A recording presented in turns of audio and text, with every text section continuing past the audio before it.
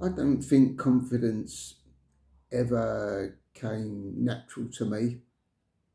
Looking back, I could see where fear had started to quietly take control and how it stopped me taking risks I desperately wanted to take.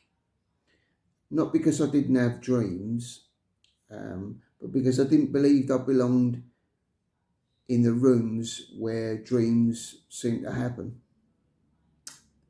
If you ever looked at other people and looked at them and thought they're just sharper than me, they're just more cute than me, more cleverer than me, then this video might hit close to home.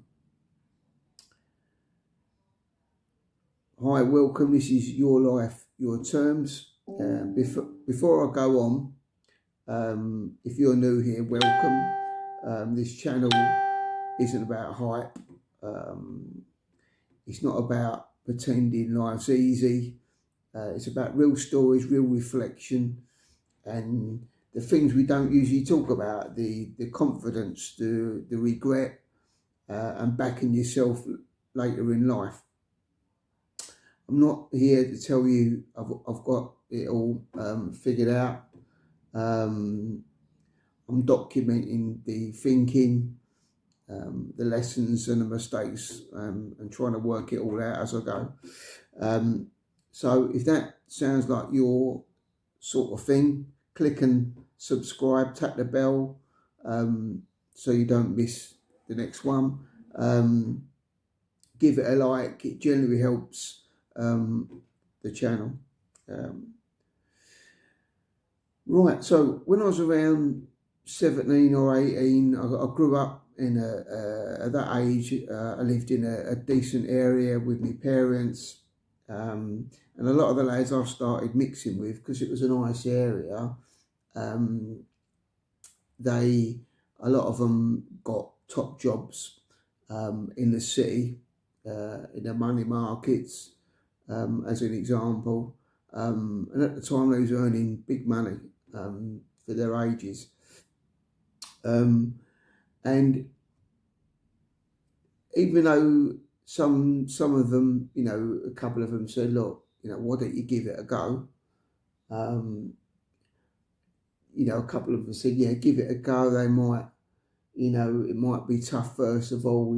If you get things wrong, they might chuck things at you. That's, pieces of paper, stuff like that. They may be horrible to you initially or whatever, but you muddle through." Some of them encouraged me to give it a go, but I never did. In my head, these people were always cleverer than me, smarter, more confident. I told myself I didn't belong in that world. What stopped me wasn't lack of opportunity. It was actually fear of failure. I was always focused on everything that could go wrong rather than the things that could go right. All these things I was imagining in my head that could go wrong. So fear never shouted at me, really. It just whispered things like, "I'll do it later. There's always tomorrow's phone. I'm still young. I've got loads of time." And the strange thing is, there was always comfort in that, because I always said to myself, "Well, I've got loads of time," and actually, I was thinking to myself, "Well, if I don't try now, then I'm not going to have that disappointment of failing. I'm not going to prove to myself that I couldn't do it." In my mind, I was telling me I can do it, but I just don't want to prove it yet. And if I don't prove it, then I've got nothing, to be upset and feel down about. So I won't try, not yet. And I was just telling myself that other people are different. Successful people got something different about them. They're different. And that, when I look back now, that kept me in my comfort zone for a lot of years. It kept me in that office job for too many years. Kept me in my comfort zone. I had my beer money. As long as I had my beer money for the weekend, that was fine. Wanted to keep in my comfort zone, so it cost me a lot of time. Obviously, sent me in the direction really that wasn't pushing me, and it was costing me confidence. I wasn't getting failures, so I wasn't learning. I wasn't getting that mental toughness around me that failing gives you by learning. So years went by without me realising how fast they were moving. Someone once said to me, time's like an aeroplane taking off on a runway. You know, we all know when when you first get in the airplane, it's got a taxi round the runway to get in its position before takeoff. So it goes very slow, first of all. That's how your early years, your teen years, even in your early 20s go. Nice and slow. And you think you kid yourself, you've got all the time in the world. And as you get in your 30s, your 40s, that plane, once it's in its runway and it's going to take off, starts getting faster.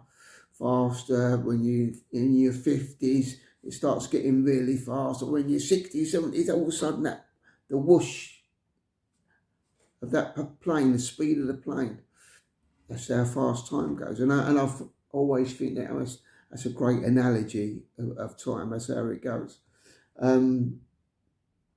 So I don't think I noticed that pattern straight away. It's crept up on me slowly as I got older.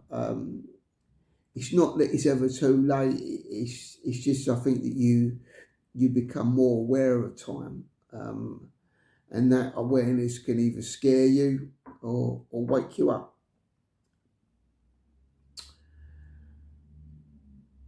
What helped me wasn't a system or a plan. It was just I think I got scared and asked myself one simple question: what's the worst that can happen? And age also helps you because it gives you perspective. You realise that fear lies more often than failure ever does. It lies to you. So I'm generally curious. What would you try if fear wasn't in charge? So if you knew that everything you wanted to try in life, whether it be career, a job, in your job, or business, or relationships, if you knew if you was guaranteed that you was going to succeed in everything you tried, if you was guaranteed it, how many things would you try? How many businesses would you start? How many career jobs would you go for? Relationships, that lovely lady that you've always wanted to ask for a date, or that lovely man you always wanted to ask for a date. If you knew you was guaranteed to succeed, how many times would you try? Interesting, isn't it, when you think of it like that? Let me know. I want your views in the comments because I'll read them. Like I said in an earlier video, I'm building something alongside Your Life, Your Terms called King Shorty. It's work in progress, so I'll keep you updated on that. And if you've enjoyed this video or got something from it, make sure you subscribe. There's more like this coming. Thanks for watching. This is your life. Live it on your terms.